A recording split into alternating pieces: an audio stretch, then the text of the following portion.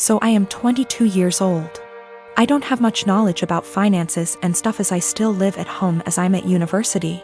I do however pay my parents about £300 a month rent, I pay my own phone plan, buy material stuff I want or need, pay out for other services like for music or whatever, and try to put as much as I can in savings whilst still keeping enough in my main account for day-to-day purchases.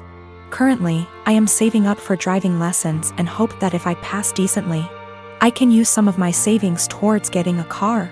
I'm in my final year of uni, so I'll be done and able to work full-time when all this happens. I also decided to get a credit card so I can learn how to manage credit wisely and build some up. My credit score is good for someone of my age and circumstance, but obviously it's nothing great in comparison for other stuff. I should point out that at most I only plan on using this card with a total adding up to £100. I've stuck to that so far and only actually used it twice, with these purchases only adding up to £80, and I paid it off quickly. I do not plan on exceeding my limit anytime soon, as I've heard far too many horror stories of people just using their credit card too much cause it was handy and getting into debt. The only people I disclose this to is my dad, as my mom has the tendency to blab to my brother and sister-in-law, both 28. She happened to overhear us talking one day, and before I knew it, my brother and sister-in-law got wind and asked me if they could use it. They both admitted they had debt spurred on by excessive credit card use and thought that since I basically had nothing owed on mine, it was free money. I told them quite politely that I was really uncomfortable with that idea and that I would owe the money and I can't magic up that kind of money. Things went quiet until a few days later they both turned up at the house. They were nice to start with, but basically started demanding I let them use the card, and they tried to manipulate my mother into guilting me into doing it. I got really angry, and when my brother said I owe it to them because they used to babysit me up until a couple of years ago, I laughed in their faces and walked out. When I came home, I learned they tried to manipulate my dad and he kicked them both out. My mother then tried and he told her to go too, and she is currently staying with my brother and Sil. The only person on my side is my dad, who tells me they're all trying to take me for a ride and they're trying to manipulate me cause I'm young and they think I'm vulnerable. My brother, sister-in-law and mom on the other hand think it isn't a big deal letting someone else use my card. It's really messing with my head, and I just want everyone to stop being in an argument. This all went down about an hour ago, and my wife is still crying in our bathroom with the door locked.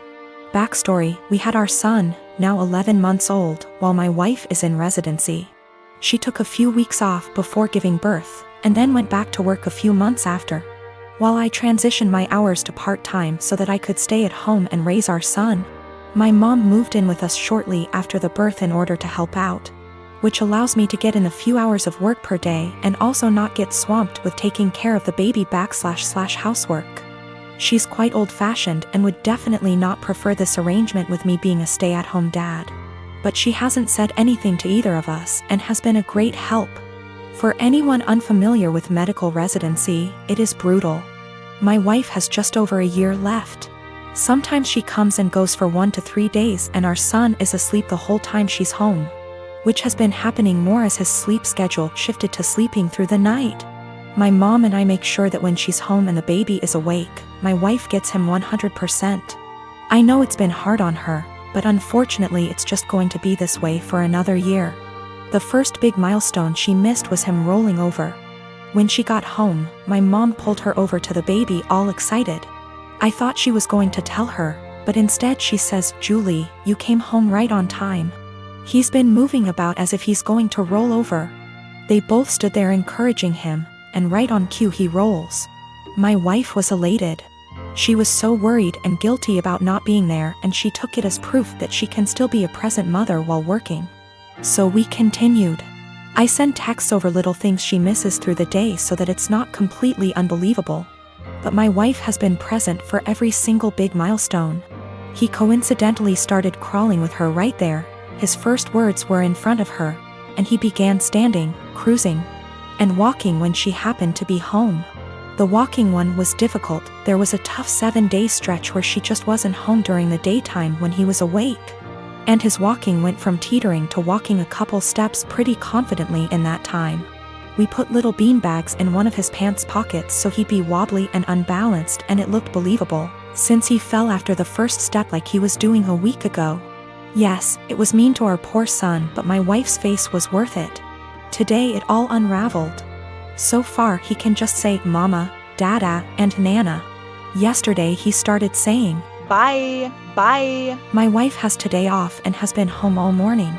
My mom and I have been trying to get him to say, bye, all day without giving it away that we already know he can say, bye. Successfully got him to say, bye, to the ducks at the park, and we both gushed over his newest word the whole way home.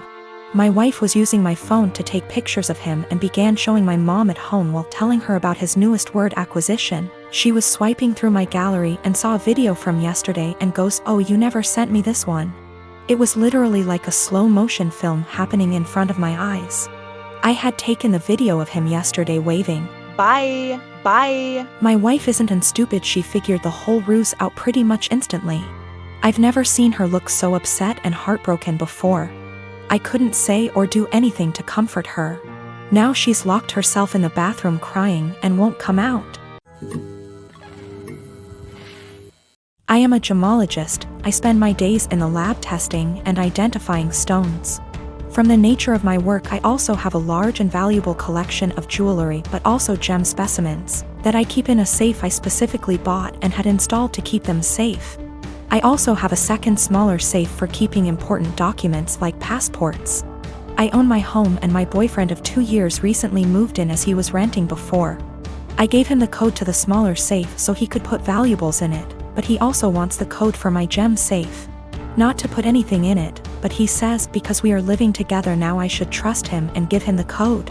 I've said no because he has no reason to open the safe as the only thing it's used for is storing my collection.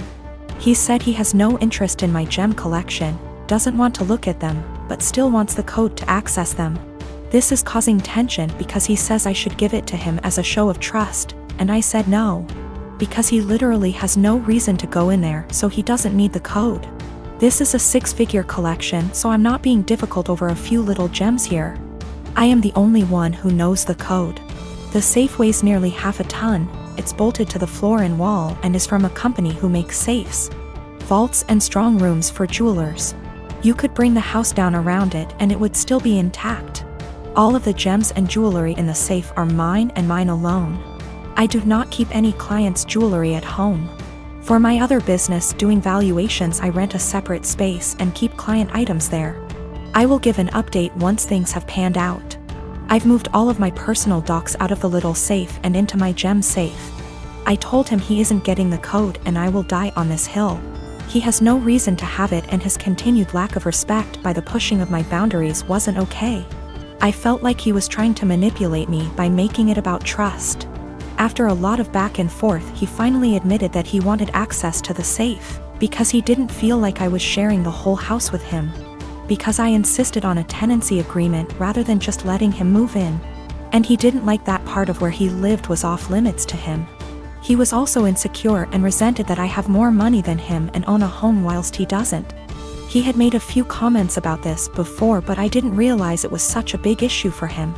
He also said that by keeping him out of the safe made him feel like I thought he was lesser than me, and that it made him feel like I was treating him like a child. I told him if that's how he feels, then this is not the right relationship for either of us, and that it was best we break up. He was shocked that I was ending things over this, cried and asked me to reconsider. When I said no, he then got angry. Called me a stuck-up B*TCH, said he was better off without me anyway, and went to his friends. I told him via text he had 30 days before he had to leave, as per the tenancy agreement. So he didn't need to stay at a friend's. He said he would be gone by the end of the week. 2 days later he came back and packed up all of his stuff and left. He's staying with his friend now. I have changed all the locks. I have an alarm and CCTV system that's professionally monitored, and I have changed the verbal password I have to give when you call up as a precaution. I've checked all of my collection and it hasn't been touched. I also am giving my solicitor the code and safe deposit details to be passed to my executor in the event of my death. I feel horrible because despite all of this I love him. I should have a partner who not only respects my boundaries but takes an interest. I'm pretty cut up right now and missing him, but I know I'll be okay. I have great friends and family around me. Also, diamonds are a girl's best friend, and I have a few knocking around to help cheer me up. I'm a professional ballet dancer for a living, but I also do some modeling in my spare time. Last weekend, I was doing a latex shoot. Before anybody says anything, it wasn't anything fetish-wise. It was just a shoot that called for wearing more uncommon types of fabrics. My outfit was a black full-body catsuit, so think of a skin-tight garment that covers from neck to toe, including gloves. If you've ever put on a wetsuit, then you can probably imagine how much of a pain it is. It's a pretty in-depth process that involves lots of baby powder, a lot of sweat, and some less than ladylike stances. Dressing usually takes anywhere from 20 to 25 minutes start to finish. I always dread it, but can't argue with the results. Anyway, my boyfriend was in my dressing room as I was getting changed.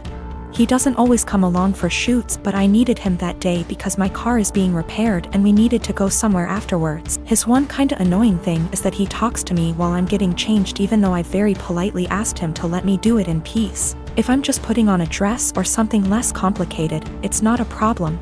But with latex, you have to concentrate, seriously. My facial expression is pretty similar to when I'm doing heavy leg presses or squats at the gym, so that the garment slips on correctly and, more importantly, you don't rip it. It's very easy to tear if you're not careful.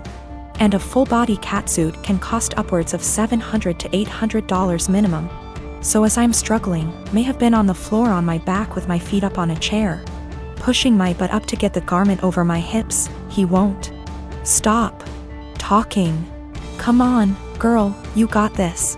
Do you want help? I don't think you put on enough baby powder. Babe, you got this, get that big ass in there. And I politely asked him several times to just let me concentrate. He responds by saying, relax, I'm just trying to help, before patting me on the butt. I'd had enough. I demanded he stand outside because he was being super distracting and I couldn't afford to rip the garment. I didn't ask him to help because there's a technique to getting latex on and he doesn't have it. He got all pissy and was like, whatever, maybe you need a bigger size anyway, before leaving the shoot completely and taking the car. I had to get an Uber home after the shoot. On one hand, I was getting super frustrated, I was hot and sweaty, and combined with my kinda short temper, I was getting pissed off that I couldn't get the suit on. On the other hand, I asked him multiple times not to comment or distract me. And I never indicated that I was in the mood to be touched.